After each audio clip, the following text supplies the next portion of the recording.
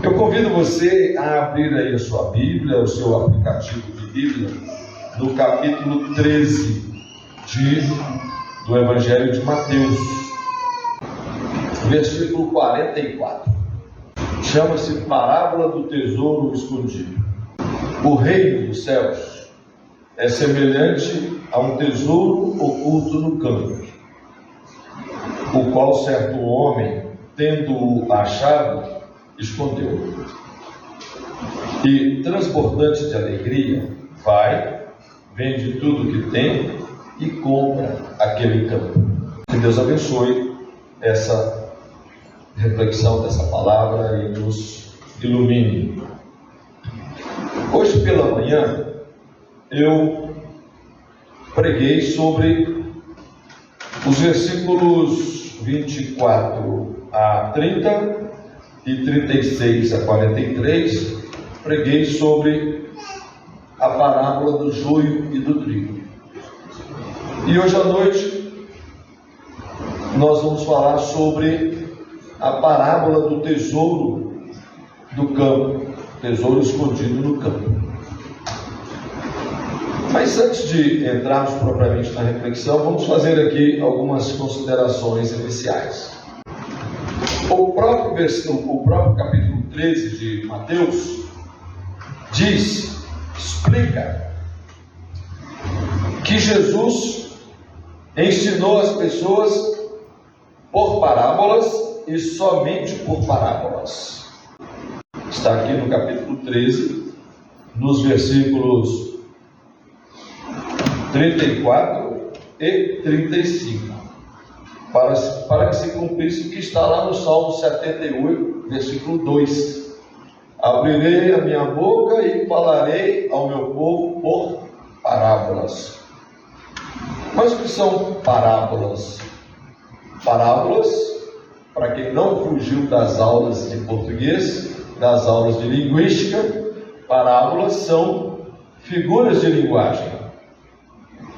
E as figuras de linguagem são recursos que nós utilizamos para aprimorar a comunicação, para que a comunicação seja mais efetiva, seja mais clara, que alcance o objetivo. Por isso, Jesus utilizou muito de parábolas. Jesus não inventou nada. Os rabinos, naquela época, também ensinavam o povo por parábolas. A parábola, assim como a fábula, ela tem uma moral no final da história. Ela tem um sentido. A parábola ela é dita para, no final, ter um sentido e a pessoa perceber aquele sentido. Então, filosoficamente, a parábola ela estaria ali inscrita no campo da filosofia da moral, em que você aprende tem ali um aprendizado por essa figura de linguagem e tem uma aplicação para a sua vida prática. Outra razão também porque Jesus falava por parábolas era que as pessoas, a grande maioria, 99% das pessoas, eram analfabetas. Estamos falando aqui de Palestina, 20 séculos e meio atrás. As pessoas eram analfabetas e a tradição era oral. Então, prevalecia a oralidade. Não era comum ter livros. Livros eram privilégio de poucos. E quando a gente fala livro, não é um livro como esse daqui, condensando 66 obras literárias em apenas um livro, que é o caso da nossa Bíblia protestante. Livros naquela época eram rolos, pergaminhos, pelo de animal, papiro. Era muito complicado. Então, a tradição era pela oralidade. O ensino era muito pela oralidade. Daí, Jesus não inovou nada. Jesus também ensinou o povo por meio de parábolas. A parábola, ela significa uma comparação. Lembra que Jesus, em alguns momentos, ele fala assim: a que compararei o reino dos céus? O reino dos céus é semelhante a um homem que saiu semeando trigo. Essa é a parábola do joio e do trigo, que foi falado hoje de manhã. Se você quiser assistir essa pregação, entre no Facebook da igreja e vá lá no culto matutino.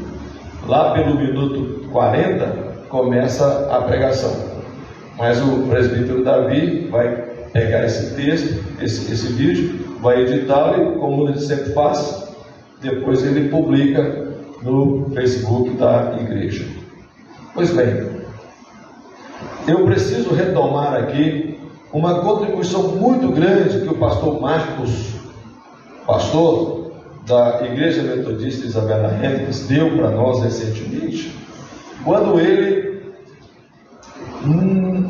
de uma maneira muito feliz, disse assim: a igreja, ela anuncia Jesus, ela fala de Jesus, ela assumiu o anúncio de Jesus, mas o próprio Jesus não veio aqui para falar dele. Jesus não veio ao mundo para mostrar a ele, mas Jesus veio ao mundo para mostrar o reino de Deus. E Jesus, então, ele começa, pastor Marcos pegou lá o texto, primeira vez que Jesus, quando Jesus começou o seu ministério, Jesus disse assim: arrependei-vos, porque é chegado o reino de Deus. Então Jesus não veio pregar Jesus. Então aí pastor Marcos chama a atenção para uma coisa que eu mesmo não tinha percebido, que a igreja assumiu Jesus, mas Jesus, não, eu vim pregar o reino de Deus. Então a igreja precisa pensar nisso e reorganizar também o seu foco para o reino de Deus. E aí pastor Marcos mais uma vez nos provoca perguntando: mas o que é o reino de Deus? Recentemente, nas duas últimas pregações que eu fiz, que antecederam a de hoje, eu falei aqui sobre a ressurreição do corpo, no domingo pela manhã, e no domingo à noite eu falei sobre uma nova teologia do corpo. No domingo pela manhã, quando eu falei sobre a ressurreição do corpo, eu expliquei para a igreja que existem duas perspectivas de relacionar com Deus. A primeira perspectiva é a vida eterna. Nós somos mortais, nós vamos morrer, e após a morte, nós cremos que imediatamente estaremos no seio do Pai. Já estaremos ali em gozo de uma nova vida em Cristo.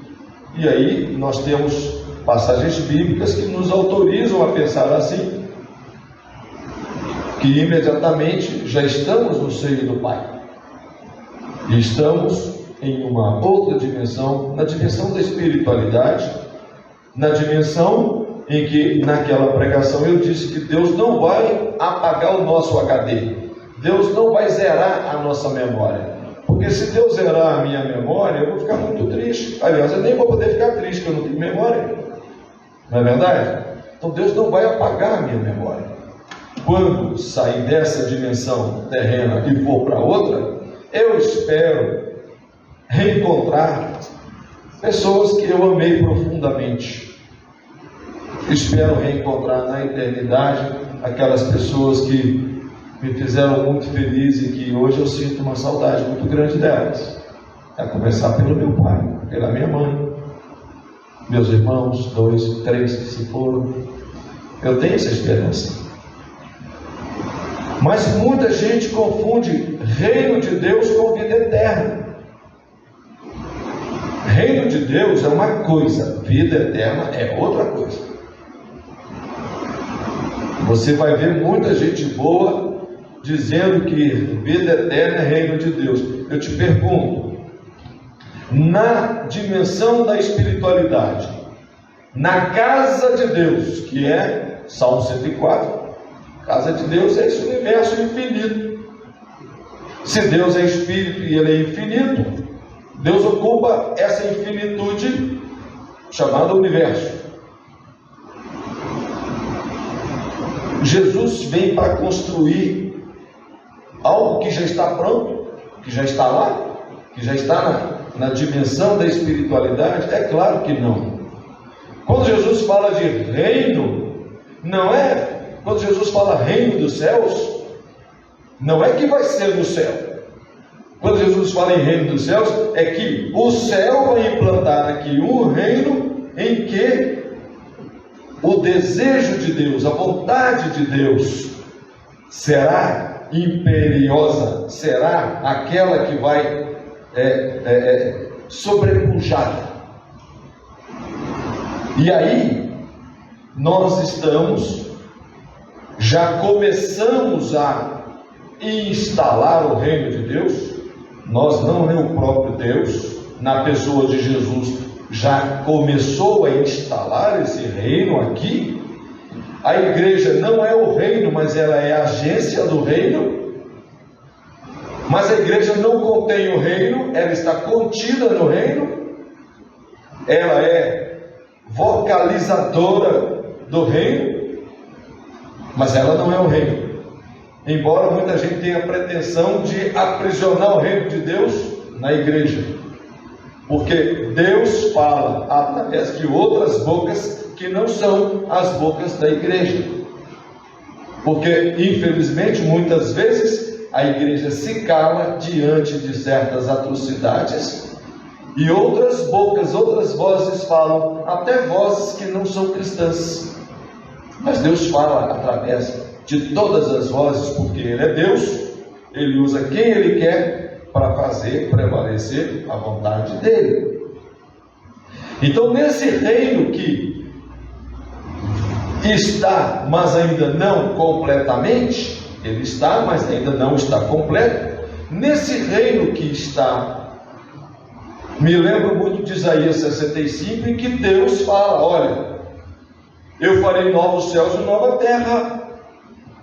E eu falei sobre isso também na pregação, em que Deus vai renovar esse planeta, e eu deixei bem claro que, em que pese Ele poder, Ele não vai fazer por um passe de mágica dele. Porque se Ele quisesse, Ele falaria, como no Salmo 104, Ele daria as ordens, e o rio Arrudas aqui ficaria totalmente despoluído. Mas é claro que o nosso Deus não vai fazer isso. É claro que Ele espera que nós façamos isso, porque Ele nos deu um rio limpo e cristalino, nós somos nós que sujamos o rio. Agora Ele quer que nós renovemos o rio, que nós renovemos toda a criação. Enfim, esse prolegômeno tão grande que eu fiz, para entrar no versículo que eu acabei de ler, em que Jesus fala que o reino, esse reino que eu acabei de explicar para vocês, o reino de Deus é semelhante a um homem que saiu, estava no campo, ele encontrou um tesouro. Ah, que tesouro valioso! Aí ele enterrou aquele tesouro,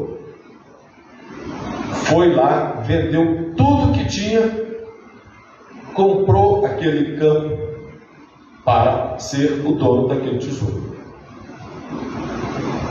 Eu não quero entrar numa dimensão ética, porque tem uma dimensão ética desse texto aí, que não vem aqui ao caso. E também nós não podemos pegar o tempo de Jesus e dizer assim, o direito no tempo de Jesus era um, e o direito nosso hoje é outro. Hoje, por exemplo, o subsolo não pertence ao dono da fazenda. O subsolo pertence a quem? À União Federal. Quer dizer, o subsolo pertence ao Brasil, a todos nós. Mas quem é dono daquela propriedade ali e tem ali, digamos, uma jazida de ferro, de alumínio, de bauxita, de ouro, quem é dono daquela propriedade hoje, pela lei, recebe o que se chama de royalties pela utilização ali, né? São os royalties. Mas no tempo de Jesus o direito era outro. Então, o que para nós hoje parece falta de ética, que o cidadão descobriu o tesouro no terreno do outro, ficou caladinho, foi lá, enterrou aquele tesouro, mas foi lá, vendeu tudo que tinha, comprou aquele campo, que ele sabia que tinha ali um tesouro. Por que ele não falou para o dono aí? Aqui, tem um tesouro enterrado no seu campo aí, né? Bom, mas isso não interessa aqui, nesse momento, fica um desafio para nós. Vamos nos ater ao que Jesus queria. Aquele homem investiu tudo o que tinha naquele tesouro. Jesus quer dizer qual é a moral da parábola. Faça como esse homem. O reino de Deus é um tesouro escondido. Vai, vende tudo que você tem, abre mão de tudo que você tem e compre esse reino. Assuma esse reino. Aqui não estou falando somente de valores materiais, econômicos, financeiros. Estou falando aqui, abra mão daquilo que para você é valor e que talvez não valha nada, e assuma esse reino, porque o reino de Deus, conforme também nos ensinou brilhantemente o pastor Marcos, é um mundo novo que Deus quer. Esse mundo novo que Deus quer, ele tem que ser diferente de certas coisas que este mundo de hoje nos apresenta. Basta você ver esse mundo de hoje, discurso de ódio contra minorias, discurso de ódio contra pessoas diferentes. Com todo respeito às irmãs nordestinas aqui, nordestinofobia, sabe? Gracejos, porque o irmão é todo nordestino é um paraíba, né, irmão? Então trata-se mal, porque é um paraíba, e se achando brasileiro, se achando melhor do que os irmãos do Nordeste. Nós temos nossas fobias, eu mesmo tenho as minhas. Quantas vezes eu ficava irritado com o sotaque do carioca? Eu pensava comigo, isso é uma fobia, isso é um preconceito. O carioca fala daquele jeito porque é a sua cultura, é o seu meio, é o seu modo, é assim que ele aprendeu. Assim como nós mineiros, irmão, nós temos a gente de falar assim, não é mesmo? Né? E por isso nós é caipira. Mas tem gente que fica tirando a zoação, que é legal, mas tem gente que tem preconceito, acha que nós é jeca, mas nós é jeca, mas é joia, não é verdade? Então o reino de Deus é algo que você deve investir nele. E você deve abrir mão de tudo aquilo que você acha que é investimento, mas é investimento errado. Você pode, digamos, exercitar uma espiritualidade numa direção que você acha que você está indo na direção certa, mas você pode estar sendo mal orientado. Você pode estar lendo textos da Bíblia de maneira equivocada, ou alguém está te ensinando de maneira tendenciosa. Porque o que não falta é gente que pega esse livro, os mesmos versículos que eu leio, e dão com esses versículos na cabeça dos outros, de forma a dominar o outro e dizer para ele, não é assim não, é assado. Mas quando chega aquele versículo que lhes toca a vida, aí eles pulam. Não, isso aqui não, isso aqui é só para aquele tempo, não é para hoje. É uma chamada leitura seletiva da palavra de Deus. Ou é tudo para aquele tempo ou não é. E aí se toma muito Levítico, certas orientações que Deus dava no Levítico, umas valem até hoje, para poder dar na cabeça dos outros. Outras não valem mais não. Ou vale tudo, ou não vale nada. Principalmente as chamadas regras da economia. E como para mim valem muito, nas regras da economia, no reino de Deus, a economia solidária. No reino de Deus, não há por que justificar que um só homem tem uma fortuna que equivale à riqueza de vários países. O que um só homem vai fazer com tanta riqueza? No reino de Deus não cabe injustiça social.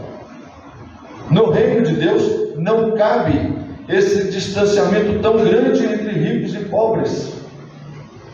No reino de Deus é inimaginável, eu citei isso aqui também no sermão, que haja em São Paulo 600 mil unidades habitacionais fechadas e 400 mil pessoas sem ter onde morar. Não estou aqui pregando que nós vamos agora ocupar a propriedade alheia, não. Estou dizendo que existe uma política mal feita, uma política equivocada, uma política errada. Tantos apartamentos fechados com tanta gente precisando morar.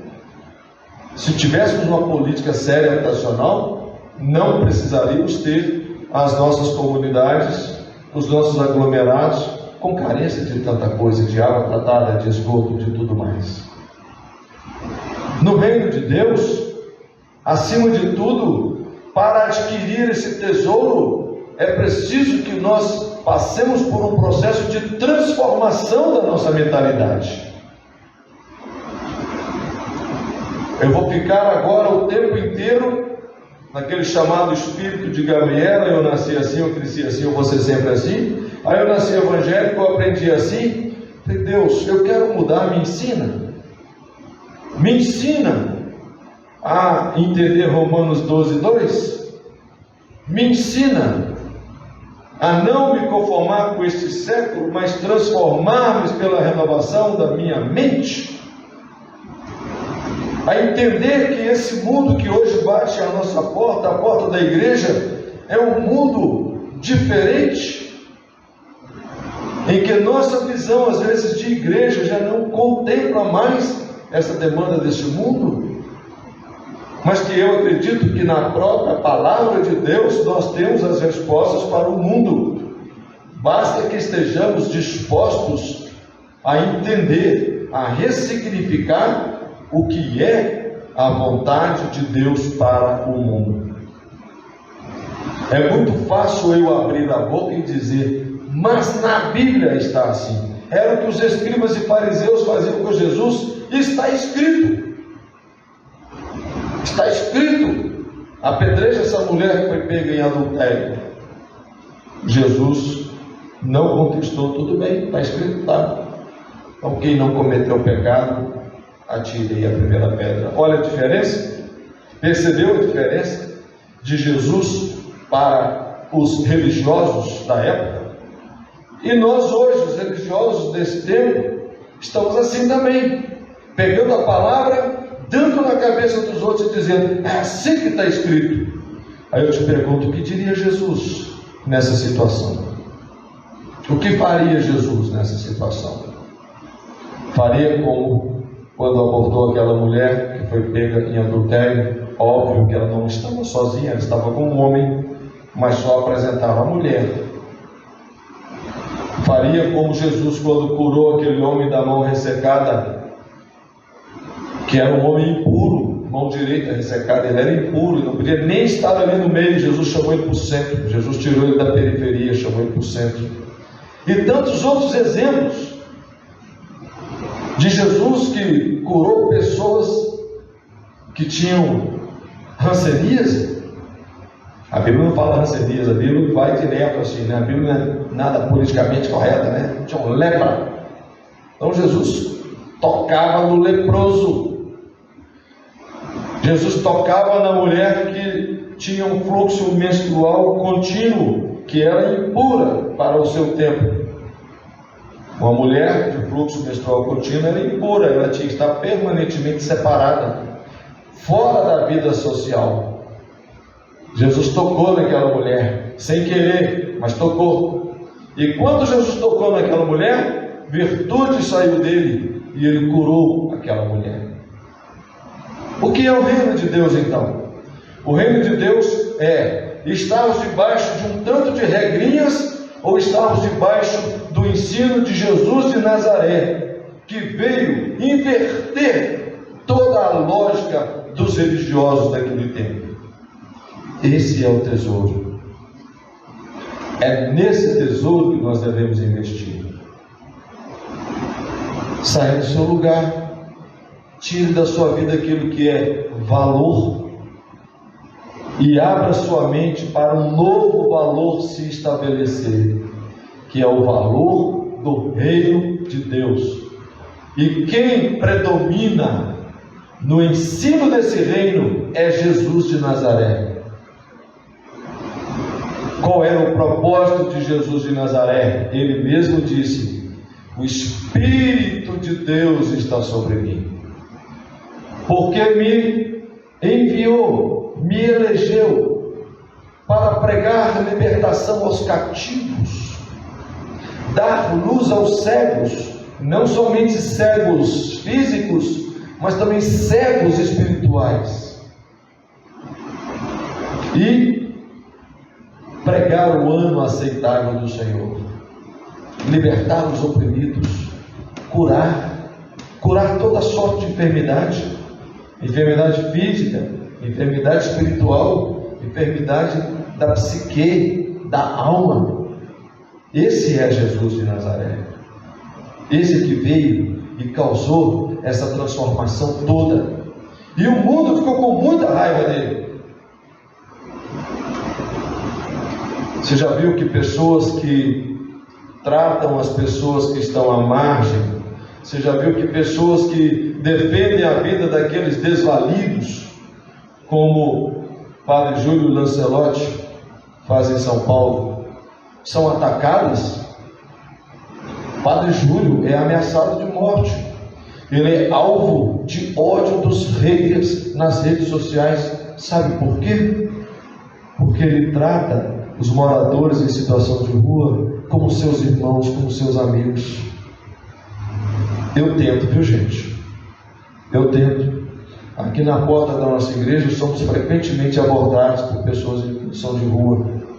Eu tento, mas eu confesso, é difícil ficar até perto, pelo cheiro. É difícil. Padre Júlio Lancelotti se mistura com eles, são amigos. Tem um médico psiquiatra que se mistura com eles, foi levado preso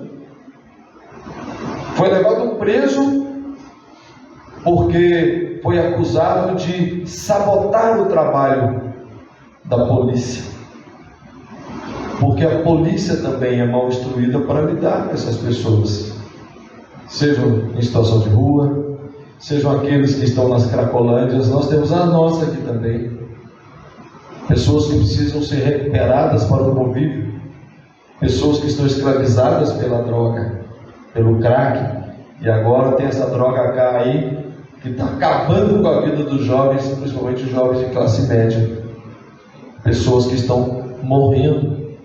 Então Deus levanta esses profetas, esse médico que nem evangélico é, mas está lá no meio das pessoas promovendo vida. Deus levanta pessoas que Ele quer, muitas vezes para fazer aquilo que nós não estamos dispostos a fazer.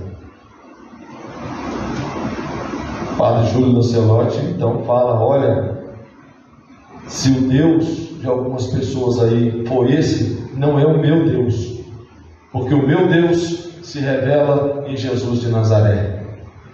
Enquanto alguém aí usa o nome de Deus para atacar certos segmentos da sociedade, certas pessoas que não são normais como nós, normais, com muitas aspas. Esse Deus, Ele ama e acolhe a todas as pessoas. Não há nenhum tipo predominante. No reino de Deus, todos somos iguais. Não há diferenciação. Não há. E é uma festa, vai ser uma festa muito grande. Vamos misturar as folias do Nordeste, as festas juninas nordestinas, com as nossas folias de reis aqui de Minas Gerais, com o nosso congado. É um congraçamento enorme, eterno, porque no reino de Deus a competição cultural ela vai ser saudável. No reino de Deus nós não vamos ser desmemoriados, mas esse reino está em processo de construção, e ele é aqui, não é lá. Lá é vida eterna. Depois do reino de Deus aqui, nós vamos para a vida eterna. Mas Deus estabelecerá e consumará o seu reino aqui, porque Ele mesmo jurou não acabar com a terra. Ele jurou, Ele prometeu: ó, não vou acabar com a terra. Por isso o reino de Deus, Ele se estabelece aqui. E depois, se você quiser dar uma conferida, olha lá Jeremias 32, em que Deus manda Jeremias comprar um campo de uma terra arrasada, de uma terra que ia ser invadida pelos babilônios, de um campo de gente que ia ser levada cativa. 70 anos, Deus ainda falou 70 anos, e Deus mandou Jeremias: compra um campo. Jeremias foi, pegou o seu dinheiro, comprou um campo de uma terra arrasada, e Deus disse: Jeremias, nesse campo se plantarão frutos, se colherão uvas e se tomará vinho. Vai ter trigo para fazer pão e você vai se alegrar. Então Deus nos manda investir no futuro, mesmo que aparentemente seja terra arrasada.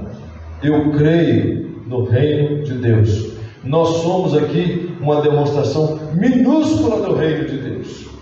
Uma demonstração minúscula do reino de Deus. Estamos aqui muitas vezes pregando contra toda ordem, contra uma onda que vem contra nós, mas não podemos deixar de resistir, de dizer: o reino de Deus é gozo, paz e justiça. Não há gozo pleno, não há paz completa, justiça muito menos, mas nós trabalhamos para que aqui tenhamos gozo, paz e justiça. E é possível porque Deus nos encoraja, Deus nos chama a ser agentes de transformação. Por isso, meu irmão, minha irmã, abra mão daquilo que para você é valor e que pode não valer nada. O que para você é valor pode ser só tradição, pode ser só repetição, pode ser só mimetismo. E venha assumir uma atitude de quem vai ser agente de transformação, porque há vidas que estão morrendo, há pessoas que estão perecendo por causa da sua condição, por causa da cor da sua pele, por causa da sua origem geográfica. Pessoas que viajam no leme de um navio para fugir da fome e da perseguição do seu país, e batem aqui na nossa porta, e quando nos abordam a gente: mas Deus mandou acolher o estrangeiro, Deus mandou acolher o exilado, Deus mandou acolher o retirante.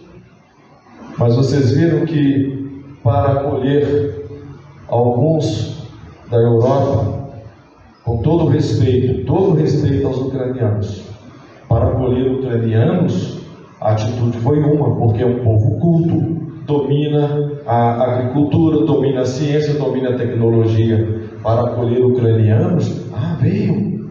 Mas para acolher haitianos, para acolher os que fogem de África, para acolher os que fogem da Venezuela, não, põe aí uma barreira. Não é assim. Ucranianos, haitianos, venezuelanos, quantos vierem para esse país, devem ser recebidos igualmente, porque Deus manda acolher. Porque no reino de Deus todos serão bem-vindos, todos são iguais.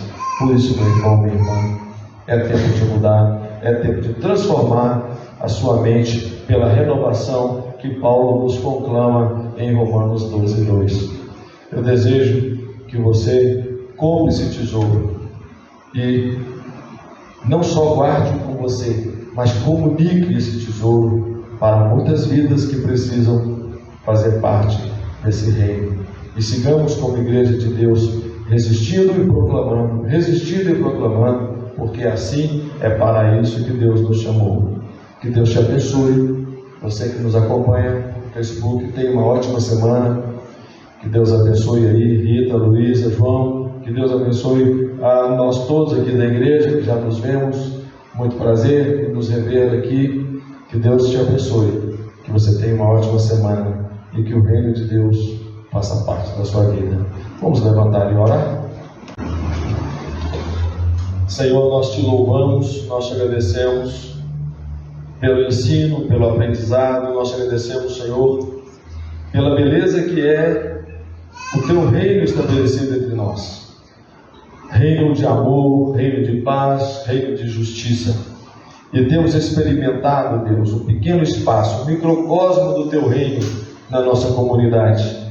E queremos comunicar isso, Deus querido, a tantos e tantas que precisam ouvir essa boa nova e fazer parte de um mundo justo, de um mundo equilibrado, de um mundo despido de ódio, de um mundo despido de preconceito, de um mundo em que o amor de Jesus de Nazaré seja a nossa prática. Recebe, Deus, a nossa gratidão. Nós te louvamos e te pedimos uma semana muito abençoada para a tua igreja, no nome santo de Jesus. E que a graça de nosso Senhor Jesus Cristo, que o amor de Deus, o nosso Pai, e que a doce comunhão do seu Santo Espírito seja com você, meu irmão, seja com você, minha irmã, hoje e até o dia do nosso Senhor. Amém. Vamos em paz.